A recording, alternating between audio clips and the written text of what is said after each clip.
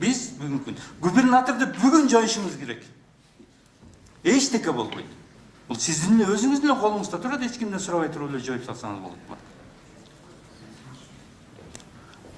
Конституцияда жоқ, еш жақта жоқ бұлар. Қысқа айтыңызшы маған, Конституцияның қайсы беренесінде бар ушундай укук? Bir жерінде bir тамға жоқ, шекара деген. Жогорку кеңеш силерге тапшырма бердиби? Барып Мухаммедкалый Дүйшөкөй сизге тапшырма бердиби?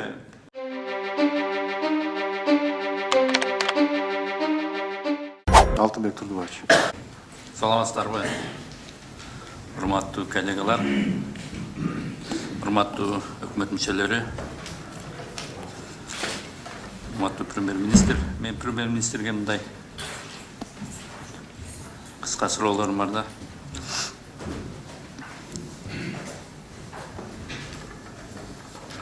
Дайым сөз көтөрүлүп келатат. Административдик айылдык, аймактык реформалар жөнүндө губернатор так айтканда акимдер боюнча ушул боюнча сөз дайым сизге көтөрөбүз, бир жакшы жобо албай атабыз. Кандай багытта иш болду? Булардын тагдыры эмне болот? Келечекте буларды иштетесизби? Иштеткен болсоңуз кандай багытта иштеп ошол боюнча маалымат берип койсоңуз кыска. Рахмат, Алтынбек Турдубаевич. Азыр мен жана айткандай президентибиздин жарлыгы менен жумуш топ иштеп, азыр Кубат Айылчевич башында туруп иш башталды. Мен ойлойм ал жерде эң башкысы жете турган максатыбыз айыл өкмөттөрдү ирилештирүү. Балким райондордон дагы ошондой чечимдер кабыл алынышы мүмкүн. Ошондон кийин гана чечим кабыл алган туурабы деген ойго келдик биз. Мындайда биз тактап алышыбыз керек да. Саясатчы менен жалданма мамлекеттик кызматкерлер. Жалданма мамлекеттик кызматкерлер булар менеджерлер же болбосо жалпак тил менен айтканда мандикерлер. Биздин мамлекетте 2-3 кишини эле эл шайлайт. Президентти, депутаттарды жогорку кеңеш, жергиликтүү депутаттарды, айылдык кеңеш, ошол эле мезгилде шаардык кеңеш. Ушул 3-4 киши айылдык кеңештин депутаттары айыл өкмөттөрдү шайлайт. Шаардык кеңештин депутаттары мэрлерди, жогорку кеңеш өкмөт мүчөлөрүн. Ушул 5-6 киши эле саясатчы болуп эсептелет. Калганы бүт жалданма мандикерлер. Эгерде айыл өкмөтүн эл шайлаган депутаттар шайлап аткан болсо, сиздей эле жогорку кеңештин депутаттары сиздей эле шайлайт. Сиз алардын үстүнөн жалданма акимдер менен губернаторлордун үстүнөн, алардын үстүнөн шайлаганыңыз канчалык тура? Булардын айыл өкмөттөрдүн үстүнөн командалык эткенде моралдык жана мыйзамдык укугу жок, укуктук укугу жок. Буга кандай дейсиз? Алтынбек Турдубаевич, биз азыр региондорду өнүктүрүү боюнча, сиздин өзүңүздө мыйзам боюнча ошондой бир мындай мааниси бар сөздү айттыңыз азыр. Бирок мамлекеттик башкаруу системасында өкмөттүн саясатын жергиликтүү калкка жеткирүү боюнча бир структура болуш керек да. Ал структураны биз ушу аким, анан губернатор деп эми өзүбүздүн тарыхыбызда ушундай калыптанган. Бирок мен келечекте оюм боюнча бир структура негизи бул жерде ачыкча да. Кайсы структураны чогулуп чечишибиз керек. Балким райондор ирилештирилип турган болсо, губернаторлордун мааниси жок болот. Балким айыл өкмөттөр ирилештирип, райондор ирилештирип отурса, областтар жок болсун. Аймак болуп калышы мүмкүн.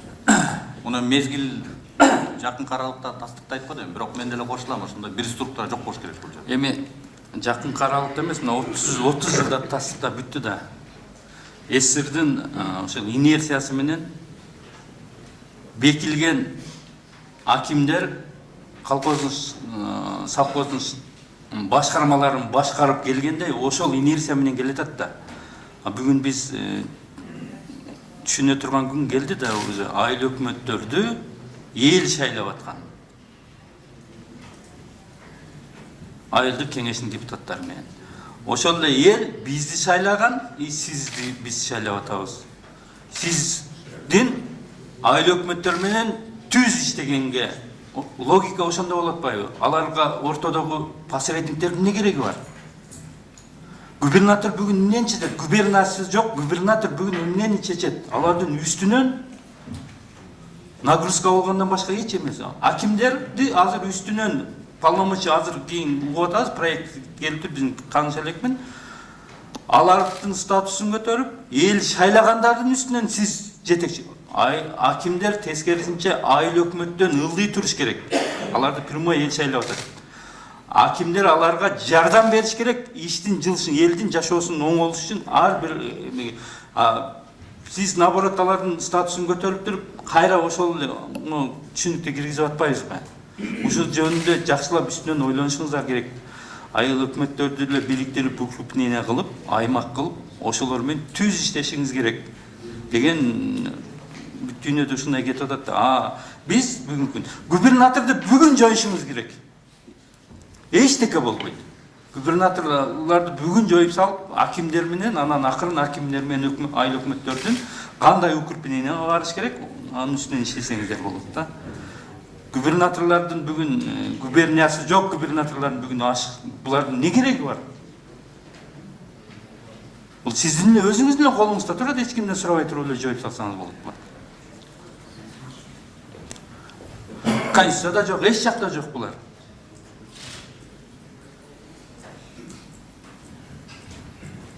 Кандай көз карашты ушунда бул 30 жылдан берки келатканды ушинтип сүздүрөлүп азыр эми мен ойлойбузбу? Мындай чечимге барыңыз да. Аз калды азыр. Мынакей Потальчевичтин комиссиясы азыр чыгарып берсе. Бул жерде жанагы министрликтер азыр бизде дагы мисалы үчүн экономикада да приоритеттер алмашып атат да. Мына экология приоритети абдан чоң болуп атат. Жашыл экономика приоритети абдан чоң болуп атат. Туризм приоритети абдан өнүп атат. Жаңы технология приоритети, цифровизация приоритети абдан өнүп атат да. Ошон үчүн мен ойлойм, муну баардыгын комплекстүү карайлы. Мен да кошулам, ошол бир структураны ортодо жок болуш керек. Бирок мамлекеттик саясатты айыл өкмөттөргө жергиликтүү калкка жеткириш үчүн ортодо бир структура болуш керек. Себеби дегенде азыр айыл өкмөттөрдү жанагындай даярдыгы жок, биздин өзүбүздүн шайлоо системасындагы, дайындоо системасындагы үчүлүштөр ал жерде да болуп атат да. Мына ошолардын баарын айылдык кеңештин, аны кайра шайлап аткан айыл өкмөттөрдүн деңгээлин көтөрүп, анан өкмөттүк жана мамлекеттик саясатты талкуулап элге жеткире турган деңгээлге келгенге чейин бир аз убакыт керек го дейм. Міне бирөөсү калса макул, экөө эмес да. Азыр экөө болуп атпайбы? Бирөөсүн жоюп салбайсызбы азыр? Губернаторларды бүгүн эле барып жоюп салыңдар. Азыр айтыңыз, азыр жоюм деп айтыңыз азыр. Мындай бир эмеңиз көрсөтпөйсүз. Акимдерди калтырыңыздан, анан келечекте акимдер айыл өкмөттүн үстүнөн болбош керек. Аларга жардам берип, аларга өкмөт менен ортосундагы бир кызматкер болуш керек. Алардын үстүнөн начальник болбош керек алар. Ошон үчүн коллизия түзүлүп атат. Ошон үчүн мындай иш жылбай атат. Мына көрдүк да 30 жылдан бери иштин жылбаган. Оюңуздун кээ бир жерлерин колдойм. Кээ бир жерлер эмес, толук эле ушундай эле болуш керек да. Ошон үчүн кээ бир жерлерде чечилбей келатат да. Менин экинчи суроом эми. Бул боюнча түшүнүктүү. Эми качан чечилет, көрө жатарбыз эми. Жакында Маткенде чек ара боюнча ызчуу болду. Ошол боюнча элге барып маселелерди чечебиз деген көп өкмөт тарабынан, депутаттар тарабынан мындай сөздөр болгон.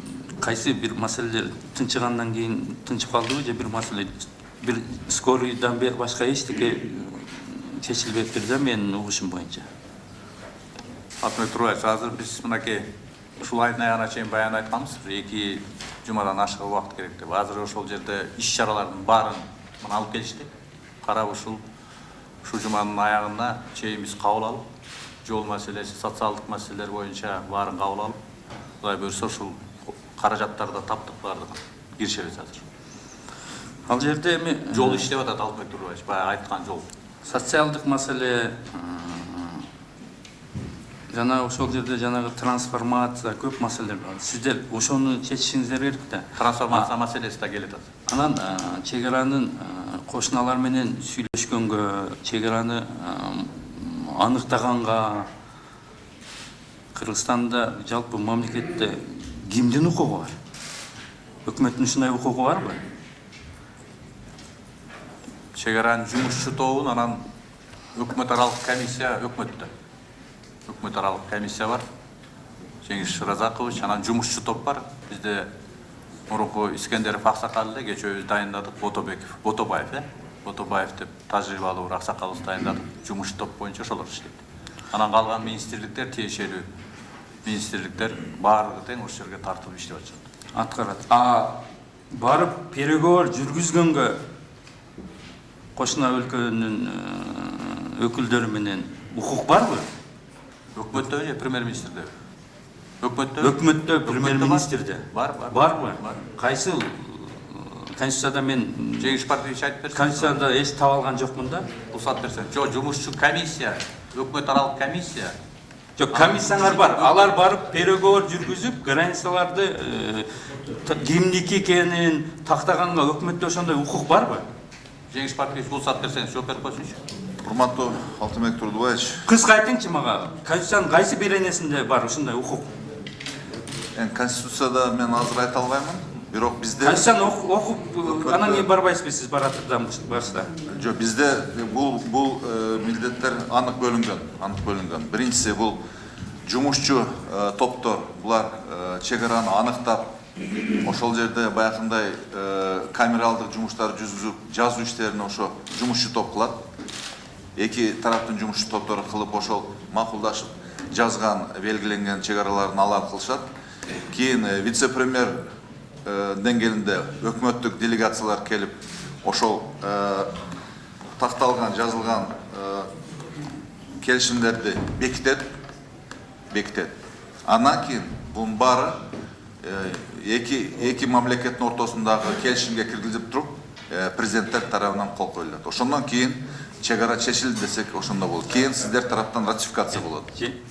Жеңиш Парпиевич, сиз аткарыла турган жумушта ошол сизге ким укук берди ошол ишти жүргүзгөнгө? Чегараны аныктайт, сүйлөшөт дегенге. Силер аткаруучу бийлик болуп атпайсыңарбы? Конституцияда, силердин конституцияда бир жеринде бир тамга жок чегара деген. Чегара, мына мен сизге окуп берейин. 74-нчи берене Жогорку кеңештин ыйгарым укуктар. Кыргыз Республикасынын мамлекеттик чегараларын өзгөртүү тууралуу маселени чечет. Жогорку кеңеш. Только Жогорку кеңеш. Аткаруу бийлиги эмес. Аткаруу бийлигине мына Конституциядан таап бергиле мага. Жогорку кеңеш силерге тапшырма бердиби? Барып Мухаммедкалый Дүйшөкөй сизге тапшырма бердиби?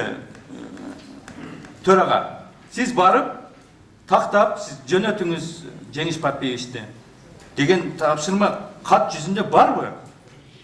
Ошондой мен катты көргөн жокмун, бирок Уусуна дагы жок. Алтынбек Турдубаевич, Сиздер токтоп туруңуз. Сиздер өзүңөрдүн жасай турган социалдык башка маселелерди чечишпей, силер Жогорку кеңештин ыйгарым укугун силер уурдап алдыңар мына пунктты. Силердин укугуңар жок. Эгер узурпация боло турган болсо, карап туруңуз мына. Мен аздан окуп берейин.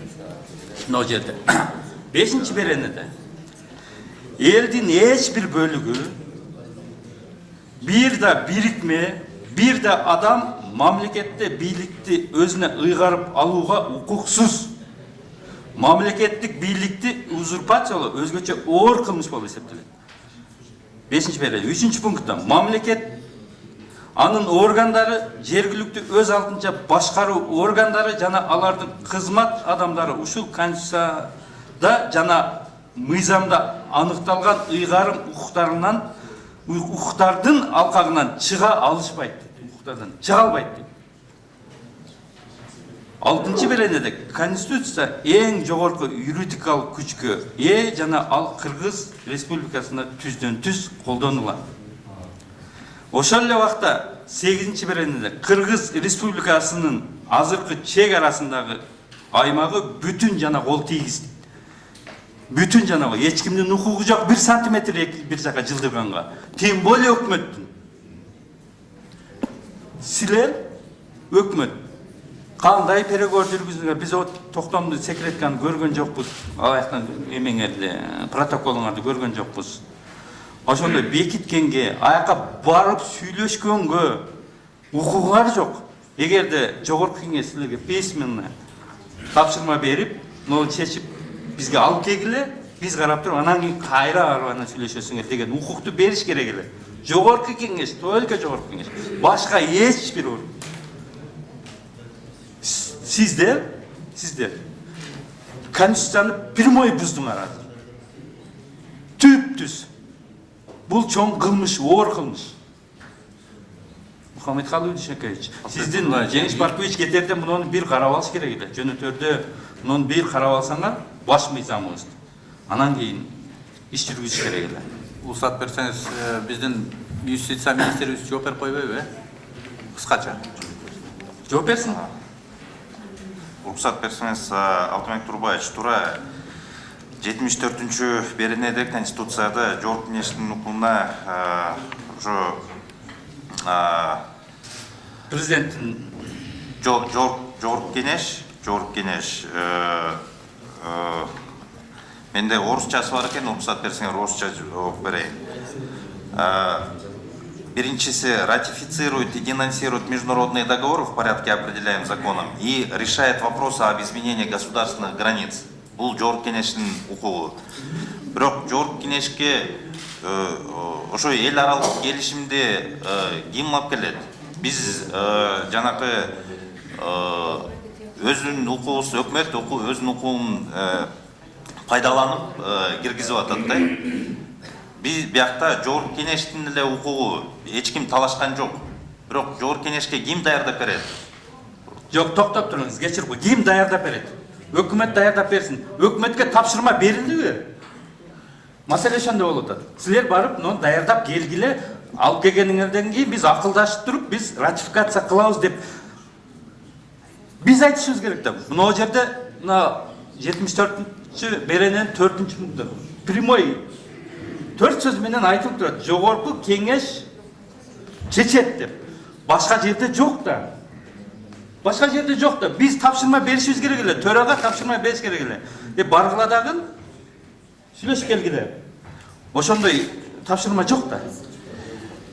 Өкмөт өз билемдикке коюп атпайбы? Алтынбек Турбаевич, менин билишимче жогорку кеңеш ошо жанакы делимитацияны, демаркацияны тездетип бергиле деген тапшырмалар бар. Ким берди, кана көрсөткүлөчү. Ошону аз тактап берип анан беребиз сизге. Көрсөткүлөчү бизге. Эч ким берген эмес андай тапшырма. Алтынбек Турбаевич, дагы бир оюмду айтып коеюнчу мен. Мисалы үчүн Разаков Жеңиш Парковичтин ордун ачып атканда бул киши эмне менен иштейт десе, вице-премьер дегенбиз да, чек ара маселесин да карайт депчи. Сиздер ордун кошо бекитип бергенсиздер да. Анда башка механизмди айтабыз десеңиздер, мисалы сиздерге биз баш ийебиз да, кандай десеңиз. Баш ийесиздер ооба. Анан жок. Жок, биз дагы барбагыла десеңер барбайбыз.